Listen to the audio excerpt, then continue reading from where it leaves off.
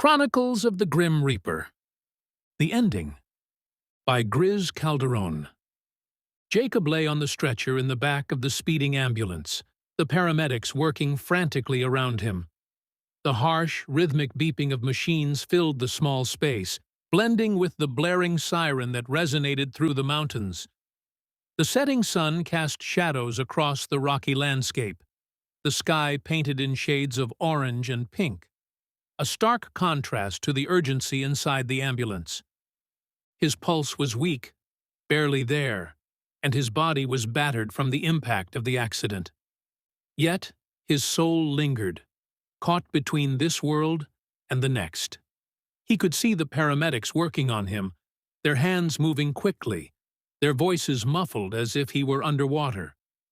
But Jacob wasn't focused on them. His gaze kept drifting to the mountains outside, the same mountains he had navigated countless times. Just a few hours earlier, Jacob had been riding down a quiet highway near Pocatello, Idaho, wearing his favorite yellow cycling top. The color had always made him feel vibrant, alive, perfect for a day like today. He was on his way to his second cousin's wedding, planning to squeeze in a long ride before the ceremony. Weddings were always a bit awkward for Jacob, especially since he'd be attending alone, but the ride had been his way of clearing his mind.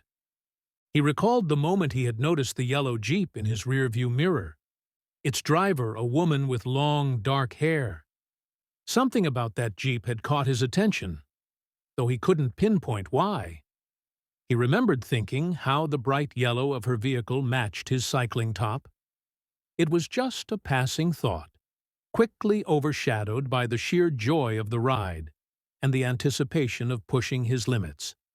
Jacob had always been a man driven by adventure.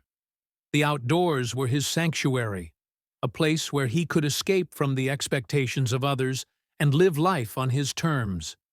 He had climbed mountains, kayaked in remote lakes, and even jumped out of planes, all in search of that next thrill. Relationships had never lasted long.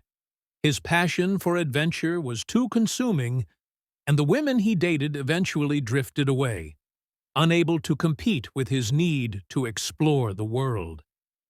As the ambulance raced toward the hospital, Jacob's mind wandered through memories of his travels.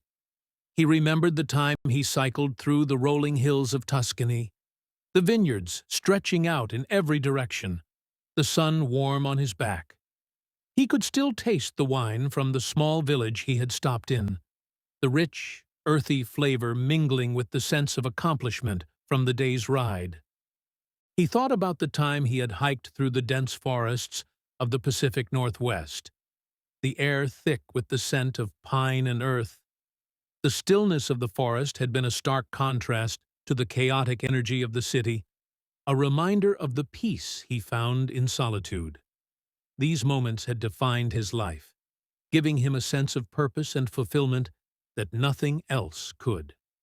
As the ambulance raced on, Jacob felt a pang of regret. Not for the life he had lived. He had no regrets about that. But for the life he hadn't had the chance to live. He had always imagined that one day he would find someone who shared his love for adventure, someone who could keep up with him. But now it seemed that day would never come. His thoughts returned to the moment of the accident. He had seen the car in his mirror, the one that had swerved to avoid an oncoming truck. It all happened so fast. The vehicle had missed the truck but veered directly into his path. He had no time to react. The impact was sudden and brutal. He remembered the sensation of being thrown from his bike, the world spinning around him before everything went dark. Now, in the ambulance, Jacob glanced at the paramedics again, seeing their faces etched with concentration and concern. They were doing everything they could to save him, but Jacob knew, deep down, that it wasn't enough.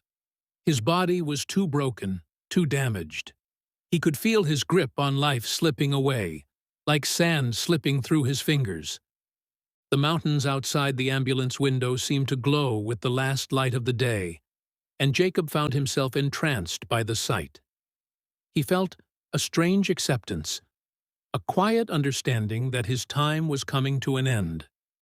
The sun was setting on his life, just as it was setting on the day.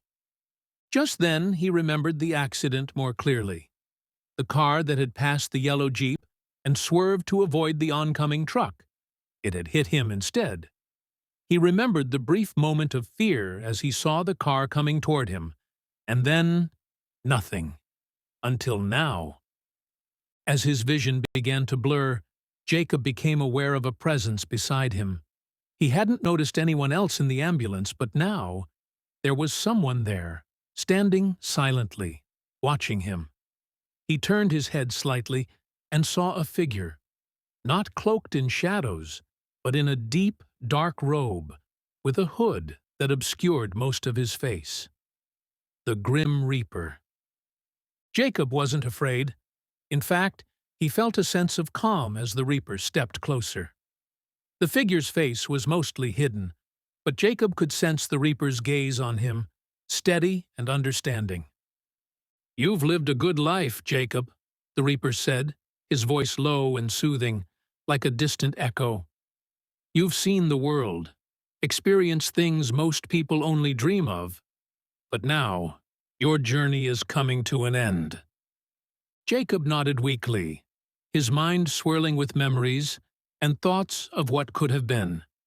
He wanted to say something, to ask questions, but he found that he couldn't speak. The words were stuck in his throat, lost in the haze of his fading consciousness. The Reaper seemed to understand. He reached out, placing a skeletal hand on Jacob's shoulder, a gesture of comfort rather than fear. "Don't worry," the Reaper continued. "Your journey isn't over. It's just beginning. There's more waiting for you, more than you could ever imagine." As the Reaper spoke, the sounds of the ambulance began to fade, the beeping of the machines growing distant, the voices of the paramedics fading into silence. The mountains outside the window blurred into a soft glow, and Jacob felt himself being pulled away from the world he had known. The Reaper shook his head slowly. "No, Jacob, this is not the end. It's just the beginning. Your journey has only just begun." And with that, the Reaper gently took Jacob's soul, leading him away from the ambulance, away from the scene of his accident. As they walked, the world around them began to fade. The mountains, the trees, the setting sun. All of it dissolving into a soft, comforting light. Jacob felt at peace, ready for whatever came next. He didn't know where the Reaper was taking him, but he wasn't afraid. His journey wasn't over. It was just beginning. The end.